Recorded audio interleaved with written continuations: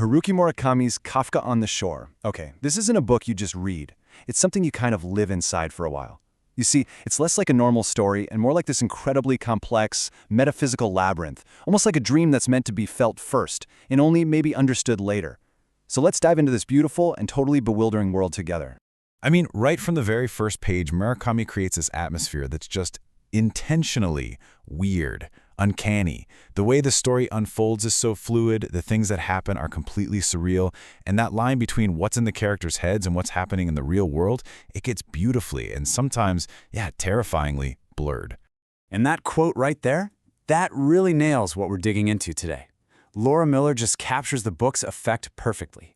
It's not just a story that's like a dream. It's a piece of art that makes you, the reader, feel like you're the one doing the dreaming. So the big question is, how on earth does Murakami pull that off? To even begin to unpack that, we have to start with the novel's philosophical core. You know, the stuff that makes it such a mind-bender.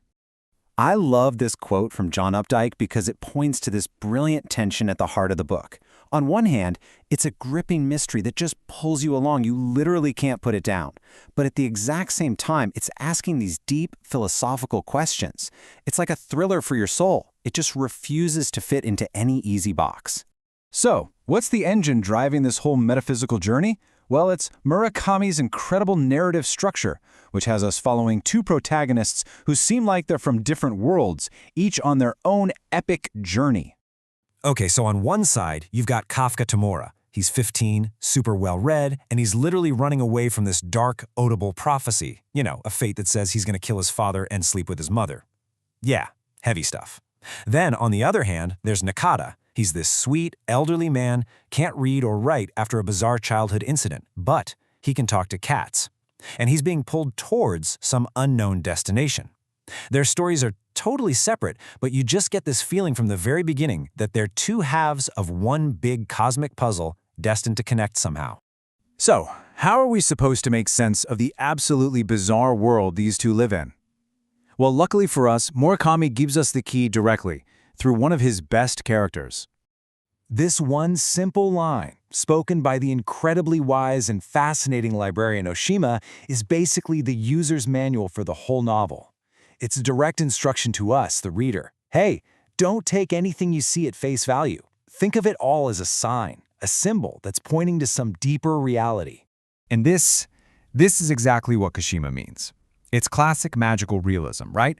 But these aren't just random, quirky things happening. You've got storms where fish rain from the sky, cats having full-on conversations, a pimp who looks like Colonel Sanders who hangs out with a prostitute who quotes Hegel. I mean, come on.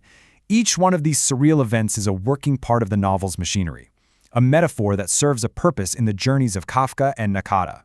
Oshima then takes this idea and connects it directly to the world of Greek tragedy.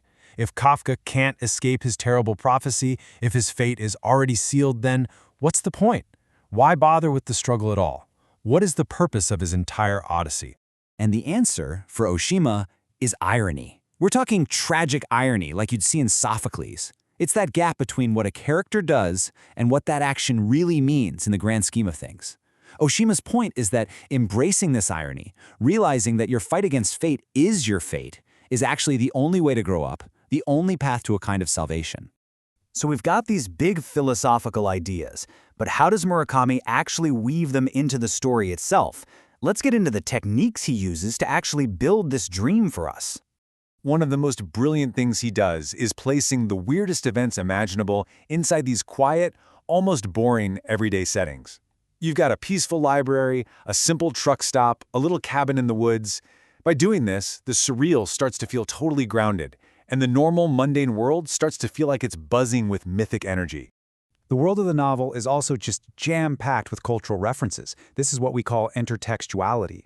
Kafka reads classic Japanese literature and the Arabian Nights. People talk about Schubert and Puccini. Philosophers like Hegel get name-dropped. And this isn't just Murakami showing off. It creates this postmodern world where everything is a text, where every sign just points to another sign, making that labyrinth feel even deeper and more complex. And here's the kicker. At one point, our hero Kafka Tamura is thinking about his namesake's famous story in the penal colony. And he realizes that the story's crazy execution device isn't just an allegory. He feels it. He feels it's a real machine that's operating all around him. And that is Murakami's ultimate trick, right? The story structure is its meaning. We, the readers, are also trapped inside this weird literary machine. So, all of this brings us to the novel's famous ambiguity and what makes it stick with you for so long. It asks these huge riddles, but the solutions are never, ever what you expect them to be. Now, don't get me wrong, some plot points do get resolved. We find out who the murderer is, the two journeys do reach their end, but getting those answers doesn't make things simpler. Not at all. Instead, they just reveal this deep, profound, metaphysical connection between Kafka and Nakata. They show us how their lives were tangled together from the very start. The solution isn't a simple answer, it's a bigger, more beautiful mystery. And so, we're left with this question.